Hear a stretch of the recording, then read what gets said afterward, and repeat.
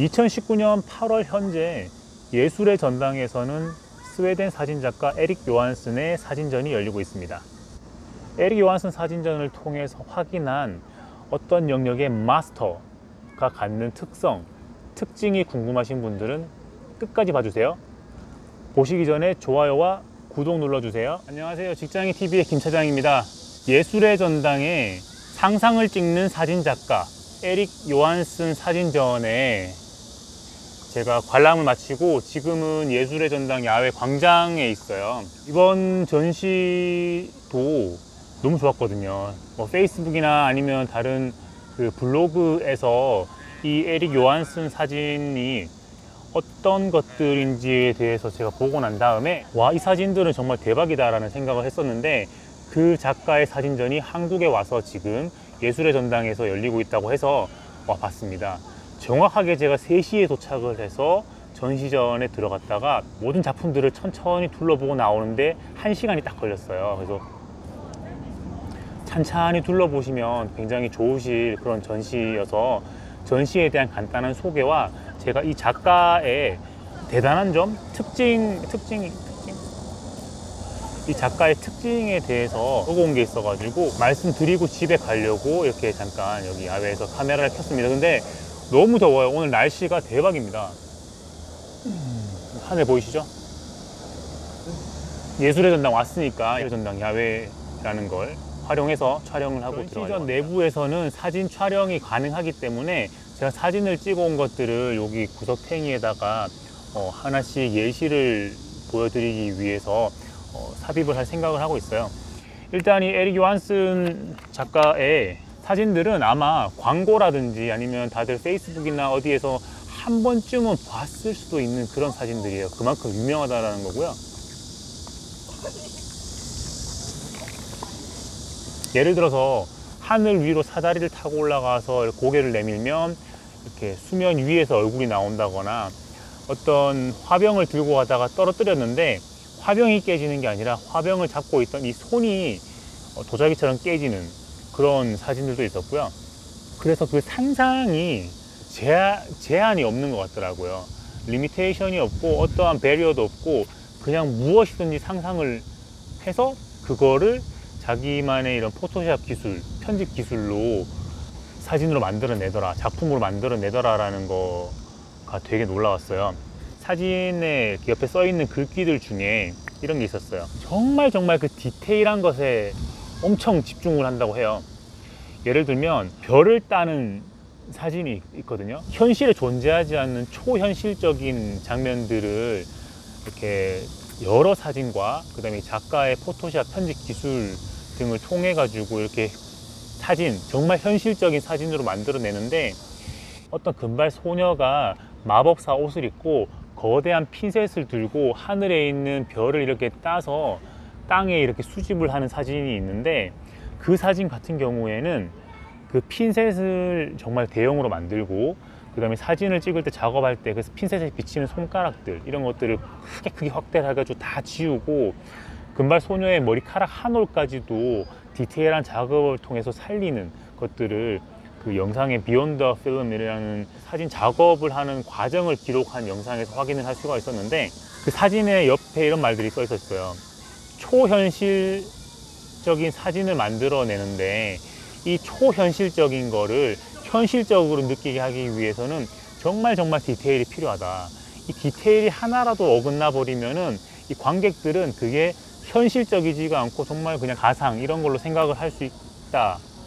그래서 작가는 엄청 그 디테일한 것에 신경을 쓰고 집중을 하고 그렇게 작품들을 만들어낸다 라고 하는 부분이 있었어요. 그래서 그 부분이 되게 인상적이었고, 전시관이 어떤 이 주제 테마별로 이렇게 나누어져 있는데 그 중에 나이트메어 관이 있어요. 그러니까 악몽인데, 그 작가의 설명에 따르면 이렇게 돼 있죠.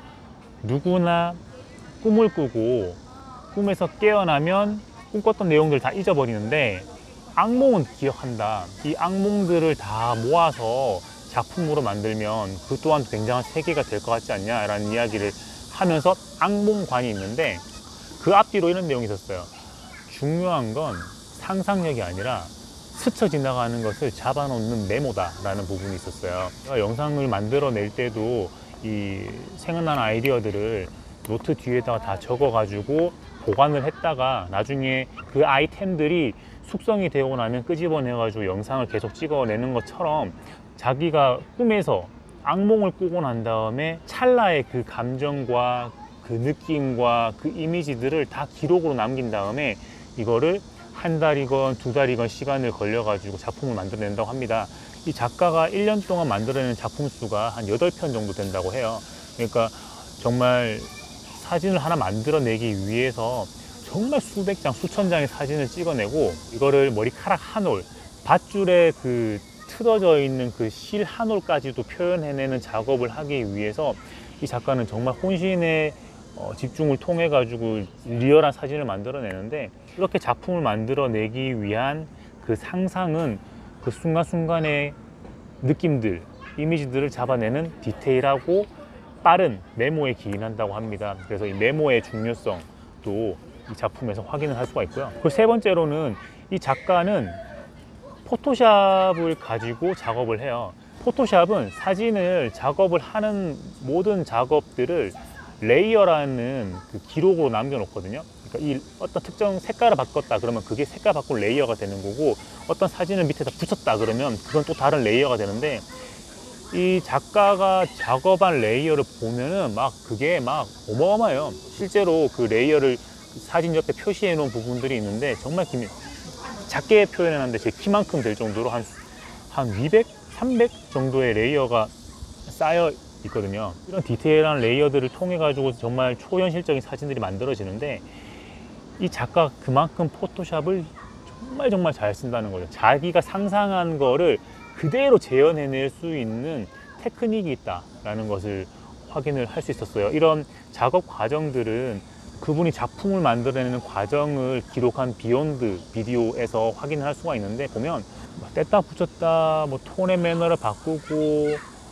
색상을 바꾸고 느낌을 바꾸고 이런 것들이 정말 포토샵 장인이 아니라 정말 마스터 장인인데, 어떤 툴을 가지고 툴을 완벽히 활용을 할 수 있기 때문에 정말 현실 같지만 초현실적인 사진들, 작품들이 나오는 것 같아요. 그게 이 작가가 전 세계적으로 인정을 받게 되는 원동력이 아닐까 생각을 합니다. 전시전을 쭉 돌고 나오면 마지막에는 이제 보통 미술관이나 전시관에 있는 기념품 판매하는 곳이 나오는데, 저는 아무것도 안 샀어요. 하지만 전시장 중간에 이 작가의 방을 꾸며놓은 공간이 있거든요. 거기에 보면 작가가 낙서해 놓은 종이, 그러니까 아이디어를 스케치해 놓은 정말 습작들이 있는데, 그걸 거기서 팔고 있더라고요. 그걸 인쇄해서 팔고 있어요. 그러니까 완성된 사진이 아니라 정말 선 하나 있고 거기에 이렇게 연하게 채색되어 있는 정도의 스케치를 3,000원, 5,000원 이런 식으로 해가지고 판매하고 있더라고요. 좋고 나쁘고를 떠나서 유명해지면, 브랜드 가치가 생기면, 어떤 사람이 유명해지면, 어떤 작품이 유명해지면 그 사람이 어떤 짓을 하든 대중들은 열광할 거다라는 말을 어디서 본 적이 있는데, 거기가 그 현장이었어요. 피카소의 습작, 그리고 에릭 요한슨의 상상력이 시작이 됐던 그 스케치 같은 것들을 굿즈로, 기념품으로 판매하고 있는 그 전시장의 마지막 기념품관을 보고는 이런 생각이 들었습니다. 정리하자면 이번 에릭 요한슨의 사진전을 보고서는 현실에 존재하지 않는 초현실적인 사진을 현실적으로 느끼게 하기 위해서는 디테일함이 매우 중요하다. 그리고 그 디테일함을 구현하기 위한 툴, 포토샵을 이 작가가 통달하고 있구나. 거기에서 작가는 자기가 원하는 것을 모두 구현할 수 있구나 라는 생각. 상상력을 잡아놓기 위해서, 스쳐 지나가는 그 아이디어를 잡아놓기 위해서 순간순간 하는 그 메모의 중요성, 또 어떤 사람이든 어떤 작품이든 어떤 브랜드든 유명해지고 나면 그거에 관련된 어떤 것에도 대중들은 열광을 하는구나 라는 것을 느꼈습니다. 금요일 오후였지만 사람이 굉장히 많았고, 천천히 작품들을 구경하는데 1시간 정도 걸렸으니까 관심 있으신 분들은 한번 방문해 보시는 것도 좋을 것 같습니다. 이상 에릭 요한슨 사진전을 보고 느낀 소감을 말씀드렸고요. 우리가 일을 할 때도 마찬가지인 것 같아요. 어떤 로직을 만들어낸다거나 아니면 어떤 스토리를 만들어낼 때 그 스토리에 있는 디테일한 것들을 다 담당자라면 알고 있어야 될 거고, 그리고 이런 로직들을 만들어내는 걸 숫자로 만들어내기 위해서는 엑셀을 잘해야 될 거고요. 시각적으로 잘 보여내기 위해서는 파워포인트를 잘 다루어야 될 거고, 어떤 보고서를 잘 쓰기 위해서는 워드라든지 뭐 한글이라든지 또 워드 프로세스들을 잘 써야 될 거니까, 어떤 그 마스터로 가기 위해서의 충분 요건들은 어떤 필드든 다 비슷비슷한 것 같아요. 메모가 중요한 건 물론이고요. 이번 영상 봐주셔서 감사하고요. 적게 일하고 많이 버시기 바랍니다. 직장인TV의 김 차장이었습니다. 기운 내세요. 이렇게 생각나는 걸 바로바로 찍어 놓으려고 하는 편이에요. 그리고 이런 작품 전 이런 것들은 예술전 이런 것 이런 작품 예술전 이런 것들은 감상한 직후에 그때의 느낌이 있기 때문에 그 느낌을 잊어버리지 않기 위해서 바로 이렇게 촬영을 하고 있습니다.